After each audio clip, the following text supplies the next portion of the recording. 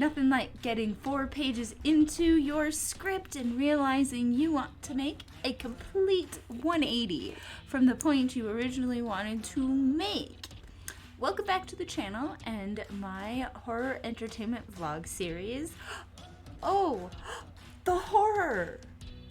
In today's episode, I want to talk about fear, autism, and trauma disorders, and what the heck any of that has to do with horror. As I've gotten older and learned more about how my brain works and talked to other people about how their brains work, I've started to wonder if there could be a relationship between the deep love I have for the horror genre and the way my brain processes information. The amygdala is like the surveillance center of the brain, responsible for monitoring the environment for potential threats. Given that the autistic brain often struggles with understanding social cues and properly processing facial expressions and things like environmental threats, is it any surprise that diminished activity in the amygdala is reported? By similar note, people with trauma disorders tend to have hyperactivity in the amygdala due to hypervigilance.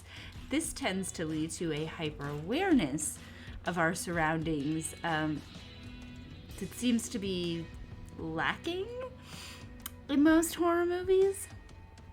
I can often sense what's going to happen to each character before anyone in the movie, which I also put down to the autistic ability for pattern recognition.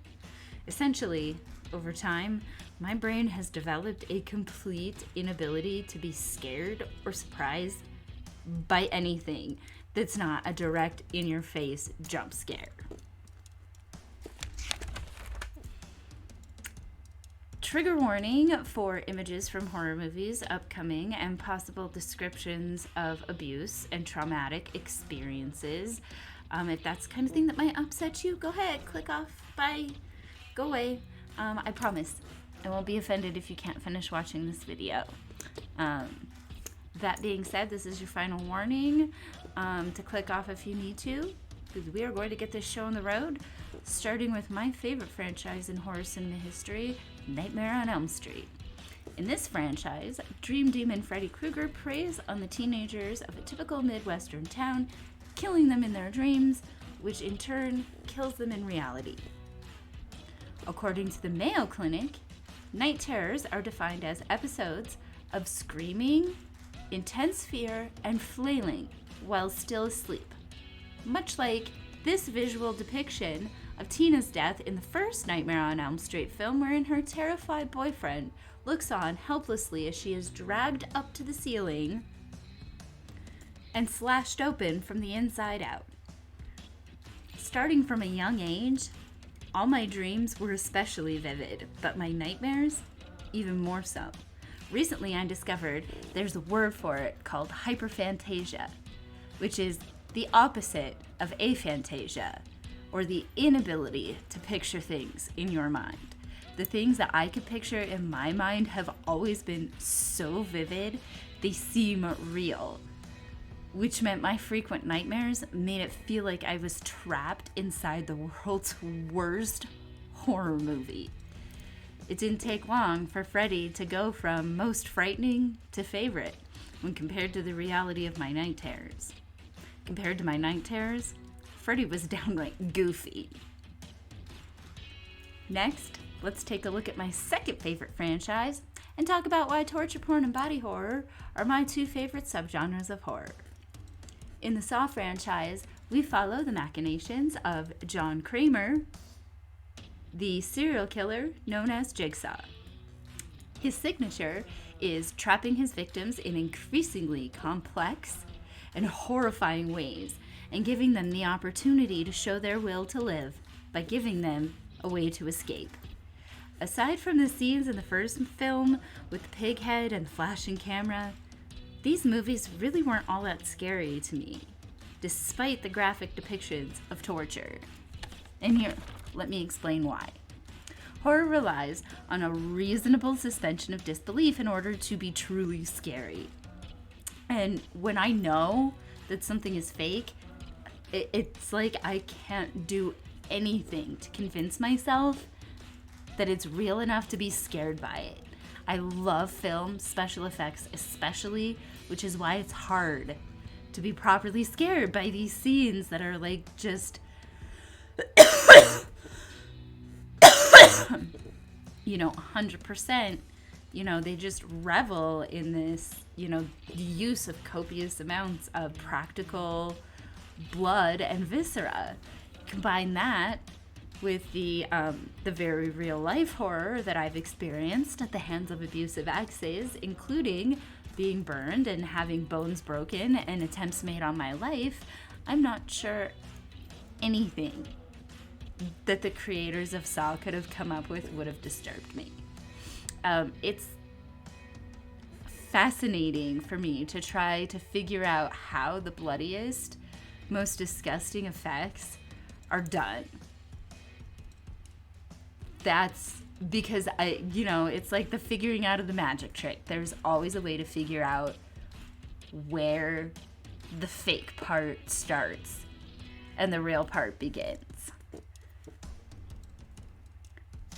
I spend a lot of time thinking about how I would react to the situations in a lot of my favorite horror movies, particularly the home invasion and the have to play a life and death game.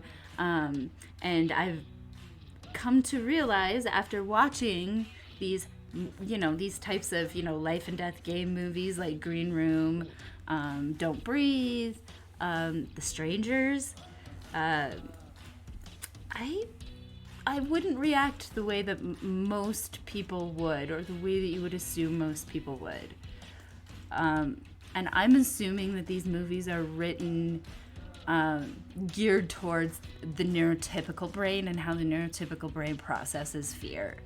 I've had a stalker with intent to do me physical harm climb my fence, hang out in a tree by my yard, leave dried flowers on my windowsill to scare me.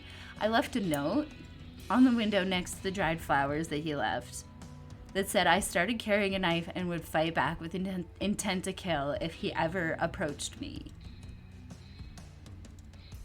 Okay, the fear that the home invasion trope or whatever the subgenre seems to be tapping into is the fear of the unknown. Like, I don't know what I would do in that situation. Oh my goodness.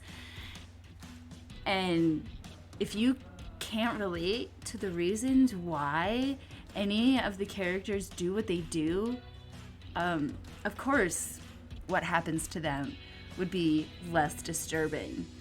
I mean, that's why, horror movies are, fundamentally predicated on being able to relate to the protagonist.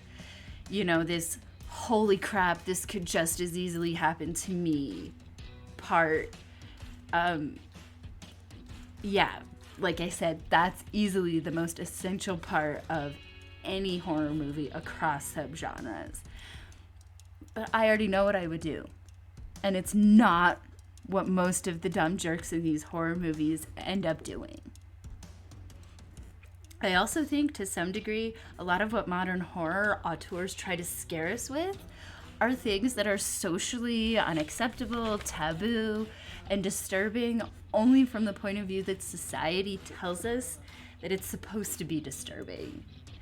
As a disabled person whose conditions are often represented in modern slashers, in a lot of ways, it makes it fundamentally impossible to relate to the protagonist or, the people that I'm supposed to feel sympathy for. Why should I feel sorry for this idiot character who goes out there, makes the wrong decisions, gets their friends and family killed? Even in the movies where the characters act in ways meant to counter the common horror tropes, someone ends up acting like an idiot. And that's enough for me to get yanked out of the story. And that's enough for me to not be able to suspend my disbelief or be scared by it. I guess you could say that I chose horror, really, because of my hyperlogical nature. It allows me to enjoy things like the effects and the storytelling without being distracted by how terrifying it's supposed to be.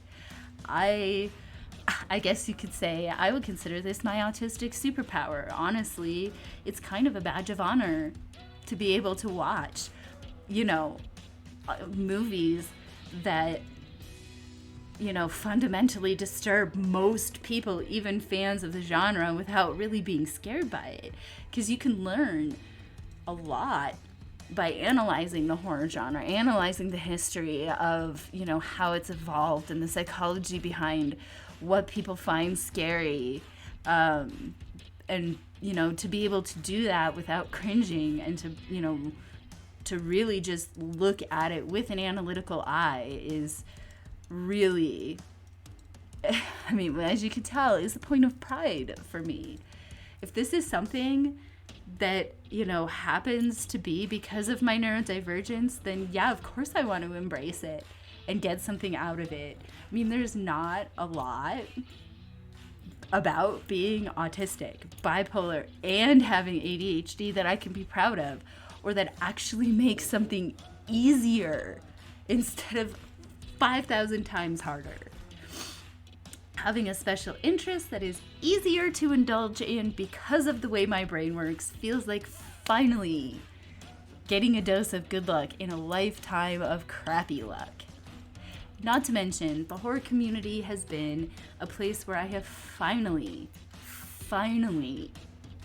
been able to reclaim my love of film, especially with James A. Janice at DebMe on YouTube, CZ's World, and Ryan Horror Hollinger over on Twitter. This is a community with not just a love of the genre, but a love of filmmaking and creating as a whole. Storytelling and belonging to something bigger than us are important values to any community. Yet we are constantly mocked for being weird, or worse, for being sociopathic. Listen, if anything, the people like James and CZ have taught me more about how these types of films should be motivating us to examine our lives and be better and do better things with the time that we have. Nothing makes you want to hug a loved one quite like the lights coming up after after a harrowing horror movie experience. I have so much alliteration here. Whether you are into horror movies or not, I feel like it's safe to say, for me at least, how I experience them is 100% because of how my brain functions. Let me know what you think over on Instagram or TikTok. Don't forget to subscribe for more horror entertainment content. In the next episode, I am going to do what I promised I was going to do in the first episode of this series and give you a standalone look at my favorite horror comedies, starting with I was on a roll. Starting with Scare Me. So stay tuned, and I will see y'all in the next episode.